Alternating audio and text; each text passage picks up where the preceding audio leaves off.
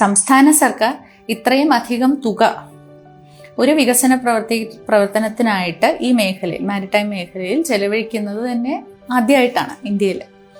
നമ്മൾ ഏകദേശം 5500 കോടി രൂപ കേരള സംസ്ഥാന സർക്കാർ നമ്മുടെ വിഴിഞ്ഞം തുറമുഖത്തിനായിട്ട് ചിലവഴിക്കുകയാണ് ചെയ്യുന്നത്. ശരിക്കും ഒന്നാം ഘട്ട വികസനം എന്ന് പറയുന്നത് അതിൻ്റെ 3/4 കേരള സർക്കാരിൻ്റെ നിക്ഷേപമാണ്. ഇൻവെസ്റ്റ്മെന്റ് ക്ലൈമറ്റ് എന്നുള്ളതിനെ മാറ്റിമറിക്കാൻ പോകുന്ന ഒന്നാണ് നമ്മുടെ സംസ്ഥാനത്തിൻ്റെ.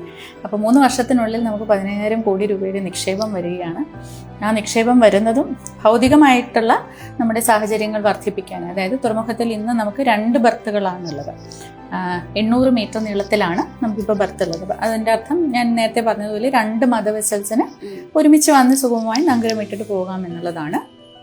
അതിൽ നിന്ന് മാറി ഇനി 1200 മീറ്റർ കൂടി ഈ ബർത്ത് നമുക്ക് ഉണ്ടായിരിക്കും. അപ്പോൾ 5 കപ്പലുകൾക്ക് ഒരുമിച്ച് വന്ന് നങ്കൂരമിടാൻ സാധിക്കും.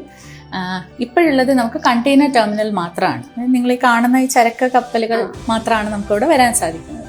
അപ്പോൾ ഇനി അടുത്ത ഘട്ടത്തിൽ നമ്മൾ ഈ ബർത്തിൻ്റെ ഡെവലപ്മെൻറ്റ്, വികസനം എന്നുള്ളതിന് ഉപരിയായിട്ട് നമ്മുടെ പുലിമുട്ട്, നമ്മളെല്ലാവരും കണ്ടിട്ടുള്ള പോലെ അതൊരു എൻജിനീയറിംഗ് മാർവലാണ് ശരിക്കും. അപ്പോൾ ആ പുലിമുട്ട് ഇനിയും ഒരു 920 മീറ്റർ കൂടി നീളം വരും.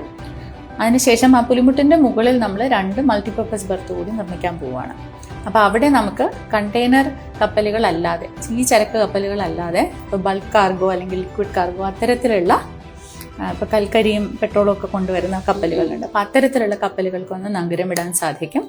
ഭാവിയിൽ നമുക്ക് ക്രൂസ് വെസൽസും സഞ്ചാരികൾക്ക്, വിനോദസഞ്ചാരികൾക്കായിട്ടുള്ള കപ്പലുകളും നമുക്ക് കൊണ്ടുവരാനായിട്ട് സാധിക്കും. അപ്പോൾ അതിനും വേണ്ടിയിട്ടുള്ള, അതൊക്കെ ഈ പറഞ്ഞ ആരംഭത്തിൽ അതൊന്നും നമ്മൾ വിഭാവന ചെയ്തിട്ടില്ലായിരുന്നു. പക്ഷേ ഇപ്പോൾ അതെല്ലാം ചെയ്യണം എന്നുള്ള ഒരു ധാരണയിലാണ് നമ്മൾ എത്തിയിരിക്കുന്നത്. അപ്പോൾ അത്തരത്തിൽ ആ സംവിധാനങ്ങളും നമുക്ക് വർദ്ധിക്കുകയാണ് ചെയ്യുക. ഒപ്പം 71 ഹെക്ടയർ ഭൂമി നമ്മൾ കടലിൽ നിന്നും വീണ്ടെടുക്കുകയും ചെയ്യുന്നുണ്ട്. ഈ യാർഡും മറ്റ് ക്രെയിനുകൾ കൂടുതൽ, ഇനി 2 യാർഡ് ക്രെയിൻസും ഷിഫ്റ്റ് ഷോർ ക്രെയിൻസും രണ്ടും ഇനിയും നമ്മൾ കൂടുതൽ വാങ്ങുന്നതായിരിക്കും ഈ കപ്പലുകളുടെയൊക്കെ പ്രവർത്തനത്തിനായിട്ട്.